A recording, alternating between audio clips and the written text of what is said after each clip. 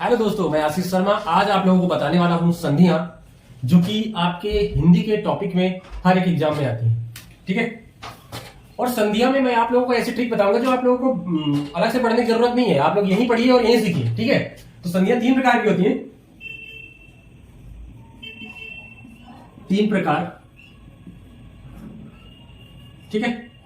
Number एक स्वर, number दो व्यंजन, नंबर तीन विसर्ग।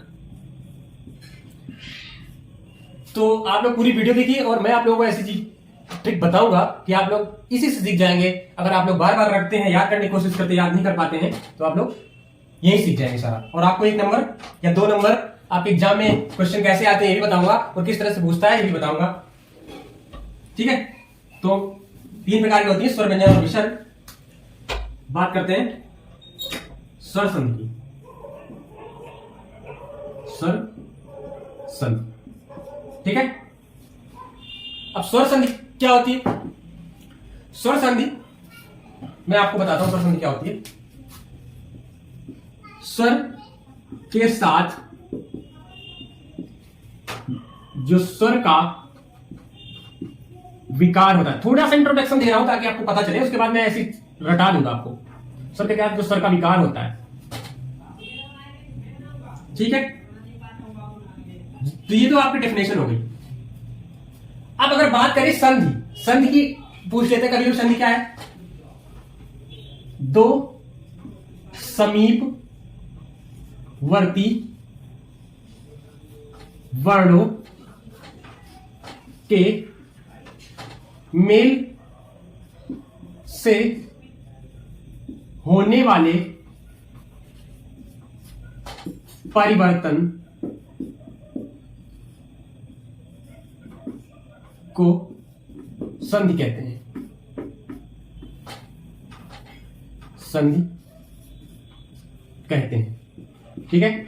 कभी कभी आपके एग्जाम में यह भी लिखा होता है कि दो समीपवर्ती वर्णों के मेल से होने वाले परिवर्तन को संधि कहते हैं, समास कहते हैं, अलंकार कहते हैं, कुछ भी लिख देता है। चार ऑप्शन देखे तो आपको यह बताना है। ठीक है। कभी कभी यह लिखा होता है आपको, दो समीपवर्ती वर्णों के मेल से होने वाले परिवर्तन को क्या कहते हैं? संधि कहते हैं। तो आपको संधि की परिभाषा पता चल गई। स्वर संधि की बता दिया। स्वर संधि के साथ जो स्वर का विकार होता है उसे स्वर संधि कहते हैं। स्वर के 5 भाग होते हैं। कौन कौन से होते हैं आप लोग नोट कर लिया हुआ, स्क्रीनशॉट ले लीजिए। इसके बाद मैं आपको इसके जो स्वर संधि के टाइप होते हैं आपको पहले बता देता हूं। ठीक है। अब देखिए, एक होता है दीर्घ, ठीक है। दूसरा होता है गुण, दीर्घ संधि, गुण संधि,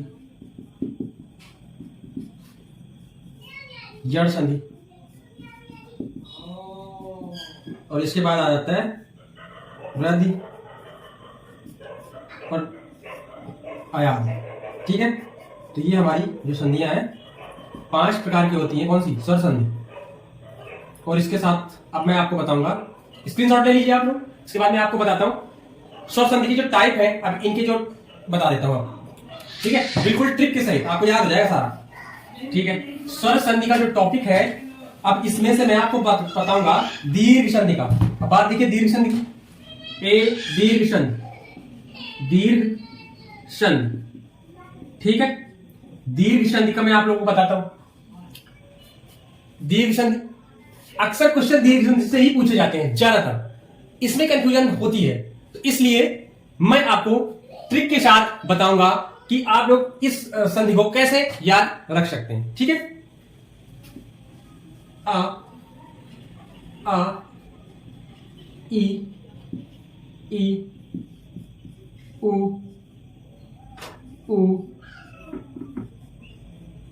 री। ठीक है। ये जो लिखे हुए हैं आपस में एक दूसरे के साथ मैच करते हैं। जैसे आ के साथ आ हो गया, ई के साथ ई हो गया, ठीक है। ऊ के साथ ऊ हो गया। तो ये आपस में ही एक दूसरे के साथ मैच करते हैं, तो इसको हम दीर्घ संधि करते हैं। हमेशा इसमें बड़ी मात्रा आती है। ठीक है।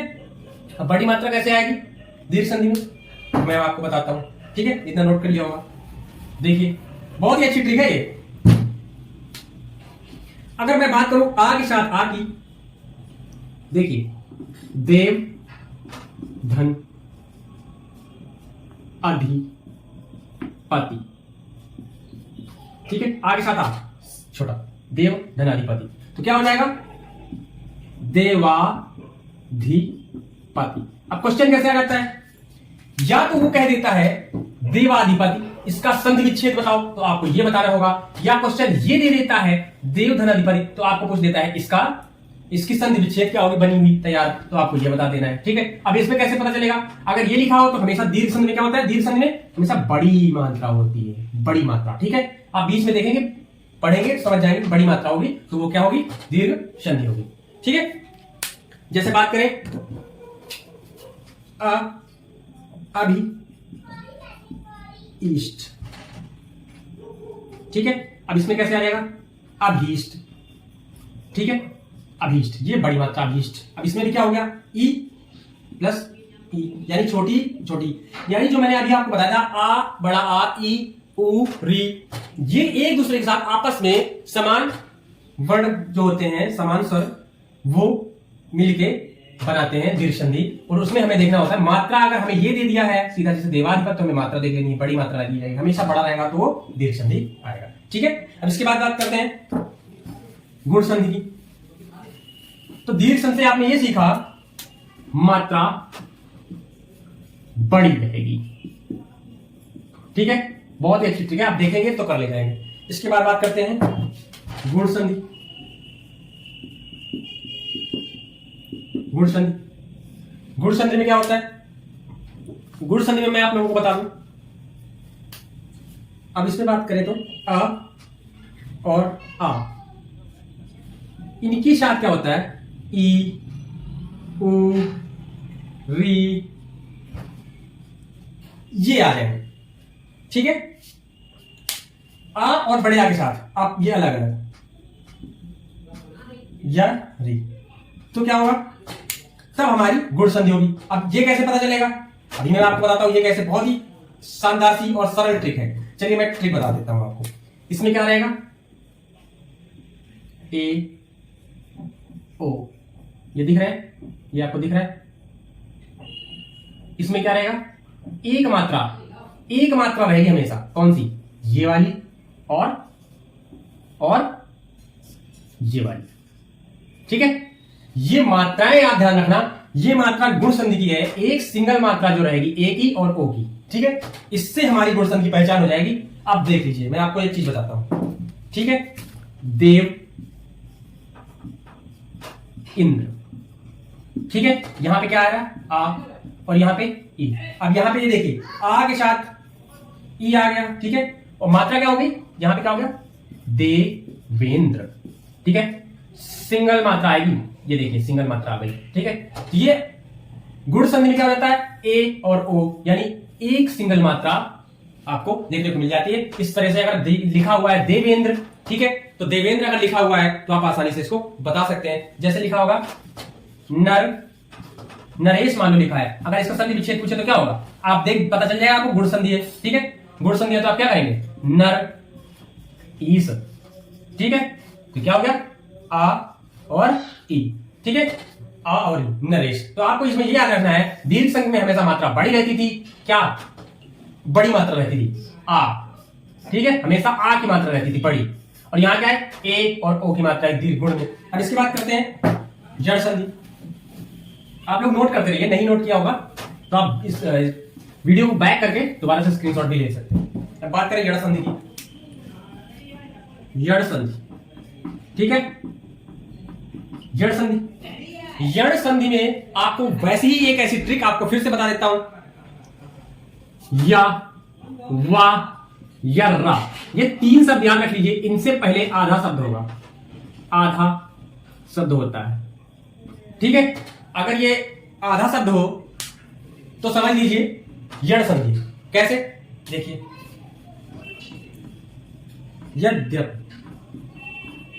ठीक है, आपको पता होगा इसमें दो दा का उच्चारण हो रहा है, यद, यदि, अब, ठीक है, यद्यप आधा शब्द प्रोनाउंसिएशन हो रहा है, इस तरह से आ जाता है। अब बात करें अगर दूसरा का, देखिए अत्याचार। अब यहां पे क्या आ गया, या आ गया ना, ठीक है। तो इसके पहले क्या है, आधा शब्द है ना, अत्याचार। अब इसकी बात करें, अति धन आचार, ठीक है। क्या हो गया ये, अब पता चल जाएगा आपको, आधा शब्द अगर लिखा रहेगा, अगर अत्याचार कह देगा तो आप बना लेंगे अति धन आचार, अत्याचार। और बात करें अगर यण संधि ऐसे पता करना है आपको, तो आप आधा शब्द देख लेंगे या वा रा। तो ये सिंपल सी ट्रिक है, आप इसको देख के पता कर सकते हैं कि ये यण संधि है। बात करते थे दीर्घ संधि की, तो उसमें बड़े आ की मात्रा हमेशा होती थी, आप बड़े जान सकते थे। गुण संधि की बात करते थे, गुण की बता दी आपको, ए और ओ की मात्रा लगी होती थी, और यण की आपको बता दी, ठीक है। इसके बाद मैं आपको बताता हूं वृद्धि संधि की, ठीक है। बहुत ही सिंपल है, वृद्धि संधि भी आपको आसानी से रट जाएगी, आपको कहीं पढ़ने की जरूरत नहीं है, ठीक है। वृद्धि संधि देख लीजिए, वृद्धि कैसे कैसे काम करता है। अब वृद्धि में क्या होगा, मात्राएं क्या होंगी, आए और आओ की मात्राएं लगी होंगी वृद्धि में, ठीक है। आपको ये मात्राएं देखनी है कि कैसे हमें क्रैक करना है, उसको कैसे सॉर्ट कर लेना है, क्वेश्चंस को देख के देखते ही जान जाना है। अगर दो मात्राएं लगी तो ये वृद्धि संधि है, ठीक है। वृद्धि संधि में मैं दो मात्राएं लगी होंगी, तुरंत हमें पता चल जाएगा, ठीक है। आ और ऐ, ठीक है। कैसे हो जाएगा, आए, ठीक है, ठीक है। आराम से आप देख के कर सकते हैं, जैसे परम ऐश्वर्य, आ रहा है ना यहाँ पे, ए स्वर्य। आप क्या हो जाएगा, पर मैश्वर्य,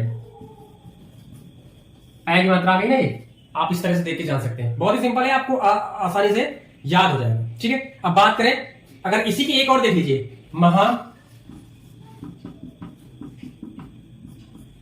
ओज, महौज, ठीक है। आपको ओ की मात्रा आ गई, तो इसमें आपको आए और ओ वृद्धि संधि में ये हो जाता है, बहुत ही सिंपल है। इसके बाद आयात में देख लीजिए, आपको ये सिंपल सी ट्रिक है, आपको मैंने सारी बता दी। दीर्घ में बड़े आ की मात्रा फिर से देखो बता देता हूं, दीर्घ में बड़े आ की मात्रा हो जाती है, गुण में हो जाती है एक, ठीक है। यण में क्या हो जाता है, यण में हो जाता है आधा शब्द, या वा और रा, इससे पहले आधा शब्द आ जाता है, ठीक है। और बात करें दीर्घ, गुण, यण और वृद्धि की बात करें, तो आपको बताई दिया मैंने, वृद्धि हो जाती है, इसमें दो मात्राएं हो जाती है, ठीक है। और अब बात करें आयान की, आयान की देख लो, बहुत ही सिंपल है, आपको स्वर संधि सारी खत्म हो गई और एक ही बार में आ जाएगी, ठीक है। तो बात करें आयान में, थोड़ा सा देखने वाला है, ठीक है, सिंपल सा है बिल्कुल, ए और आ, ठीक है, ए आ। तो इनका थोड़ा सा ए और आ क्या हो जाता है, यह हो जाता है, ठीक है। और ए और आ क्या हो जाता है, आय। तो ये मैं आप लोगों को इसलिए बता रहा हूं, अभी आयात के जब एग्जाम्पल करा दूंगा तो आपको आसानी से पता चल जाएगा कि कैसे आया है, ठीक है। दीर्घ, गुण, यण, वृद्धि तो आपको मैंने बताई दी, आयात जोर होती है, स्वर संधि आपकी खत्म हो जाती है, ठीक है। ओ आ क्या हो जाता है, ओ के साथ आओ, ठीक है, आओ। उसके बाद आओ, आ क्या हो जाता है, आओ।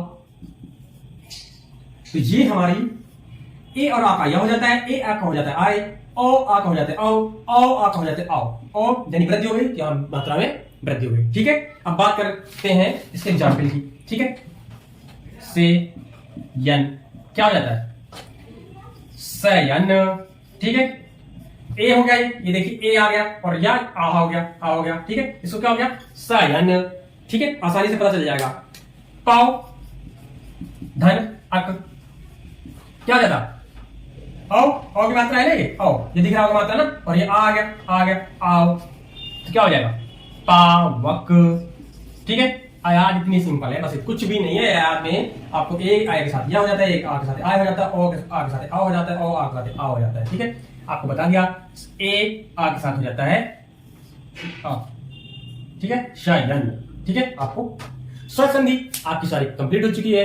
इसी तरह आप हमारी वीडियोस के नेक्स्ट पार्ट यानी संधि का स्वर हो गया, व्यंजन और विसर्ग जो है, अब मैं आप लोगों को बता देता हूं, ठीक है। इसी का बहुत ही सिंपल है, व्यंजन और विसर्ग तो आप आसानी से सीख ही सकते हैं, ये बिल्कुल देखते ही आप कर ले जाएंगे, ठीक है। सर अब बात करते हैं व्यंजन, ठीक है। अगर हम बात करें व्यंजन की, तो व्यंजन तो बहुत ही आसानी से आप कर सकते हैं। कैसे? चयन। आपको इसमें अगर ऐसे दिया हुआ है क्वेश्चन, ऐसे कभी कभी पूछ लिया जाता है तो कौन सी है, इसमें हलंत लगी होगी, हलंत देखते ही आप व्यंजन टिक कर दीजिए, आप उनके सही हो जाएगा। अगर इसको सही से करेंगे तो सदचयन, सदचयन। ठीक है, क्या जाता है? सदचयन। ये जो हो जाता है सदचयन। ठीक है, अब बात करें अगर विसर्ग की। विसर्ग में आंख मूंद के आपको क्या दिखेगा? दुख वाले ये होते हैं ना, जैसे लिखते हैं दुख, ये चंद्रबिंदु होती। ठीक है, इस तरह से आपको क्या आएगा? ठीक है, ये आएगा ते, जैसे लिख देते हैं तेज असी, क्या हो जाएगा? तेजसी। अब इसमें क्या होता है? विसर्ग में स्वर के साथ स्वर या व्यंजन का विकार हो जाता है। ठीक है, ठीक है, तो ये विसर्ग हो जाता है। विसर्ग में क्या होता है? जो विसर्ग होते हैं, विसर्ग में स्वर या व्यंजन के साथ मिलकर उनका विकार हो जाता है, इसलिए क्या हो जाता है? विसर्ग संधि हो जाती है। आपको ये दो बिंदी दिखेंगी, आसानी से आप विसर्ग समझ जाएंगे। और इसमें हलंत दिख जाएगी तो क्या हो जाएगा? क्या हो जाएगा? व्यंजन हो जाएगा। तो आप इस व्यंजन में से हलंती है और क्या है? विसर्ग में से ये दो बिंदियां हैं। ठीक है, और आपको मैंने बता दिया क्या? स्वर संधि तो बताई दी मैंने आपको। दीर्घ, गुण, यण, वृद्धि, आयाम। दीर्घ में बड़े आ की मात्रा हो जाती है, गुण में हो जाता है क्या? क्या बताया मैंने आपको? एक और ओ की मात्रा हो जाती है। जड़ में आपको हो जाता है या, वा, रा, इनके पहले आधा शब्द होना चाहिए कोई, और इसके बाद हो जाती है वृद्धि। ठीक है, वृद्धि में आपको हो जाता है औ और ए। ठीक है, आयात, आयात तो मैंने आपको बताई दी। ठीक है, आ और ए। ठीक है, इसके बाद हो जाता है ए। ठीक है, आराम से आप देख के समझ सकते हैं। ऐसी तमाम सारी वीडियोस के लिए हमारे चैनल को जरूर विजिट करें। Thank you for watching this video. Thank you.